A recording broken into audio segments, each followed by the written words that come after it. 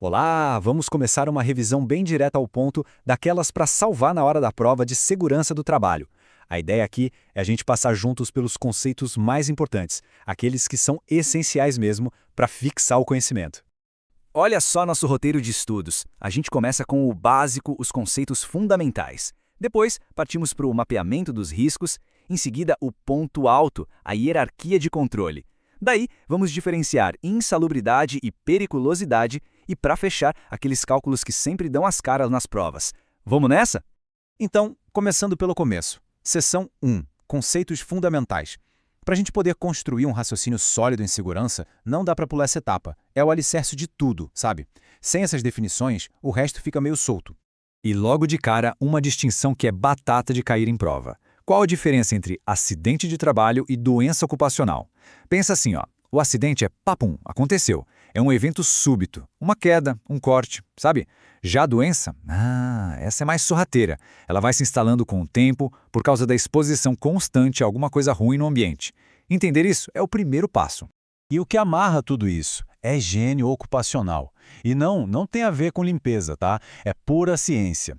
É a área que atua de forma proativa, tentando antecipar, reconhecer e controlar os riscos antes que eles virem um problema de verdade, um acidente ou uma doença. Basicamente, é o cérebro por trás de toda a prevenção. Muito bem, seção 2, mapeando os riscos. Com os conceitos na ponta da língua, agora vamos ver como a gente identifica e organiza os perigos. Eles são divididos em 5 grandes grupos e é fundamental dominar cada um deles.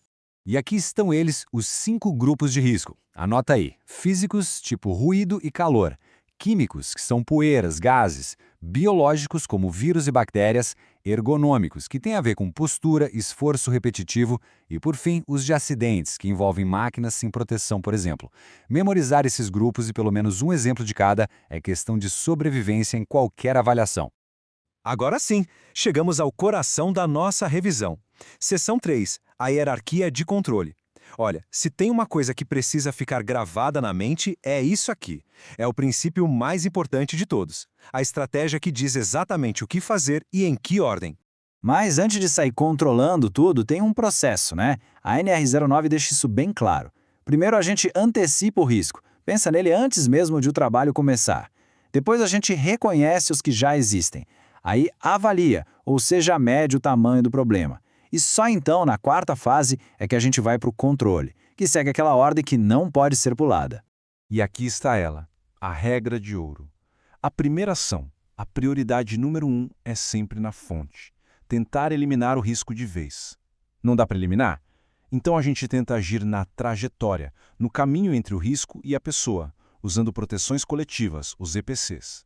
E mas só como ultimíssima alternativa, é que a gente age no receptor, ou seja, no trabalhador com o EPI. Então, para não esquecer nunca mais, equipamento de proteção individual não é a primeira solução, é o último recurso, é a linha de defesa final quando todas as outras que são muito mais eficazes não puderam ser aplicadas. Pensar diferente disso é o erro mais básico que se pode cometer em segurança do trabalho. Ok, seção 4. Insalubridade versus periculosidade. Mas e quando o risco existe e não tem como eliminar totalmente? Aí a gente entra na parte das compensações financeiras. E aqui é crucial saber a diferença entre uma coisa e outra. Vamos comparar lado a lado para ficar bem claro.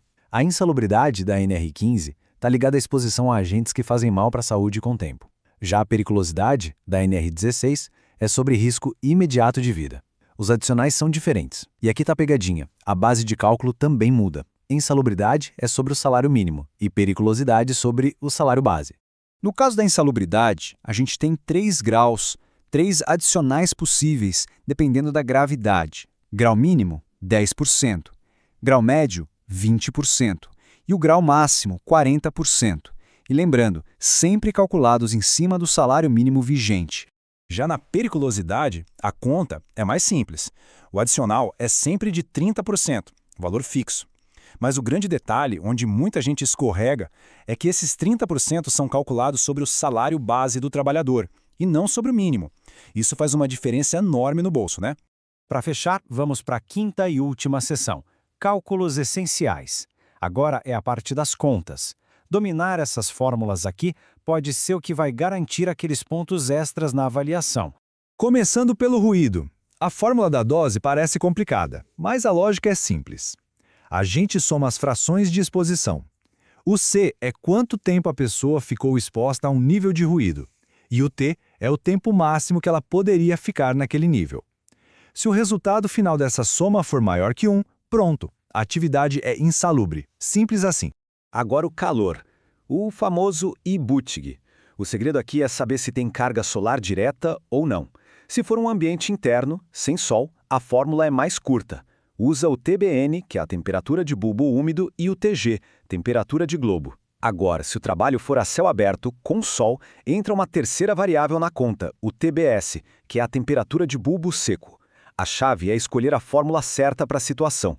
E para terminar os cálculos, a taxa metabólica, ela serve para a gente achar o gasto de energia médio quando a atividade mistura momentos de trabalho e de descanso. É uma média ponderada, basicamente. A gente multiplica a taxa metabólica de cada atividade, o M, pelo tempo gasto nela, o T, e no final divide pelo tempo total do ciclo. E para fechar de vez nossa revisão, fica essa pergunta. Ela é um resumo do conceito mais importante que a gente viu hoje. A resposta, claro, leva a gente de volta para a hierarquia de controle. A medida mais eficaz, aquela que tem que ser a primeiríssima a ser pensada, é sempre a que atua na fonte do risco. Guarde isso. Bons estudos!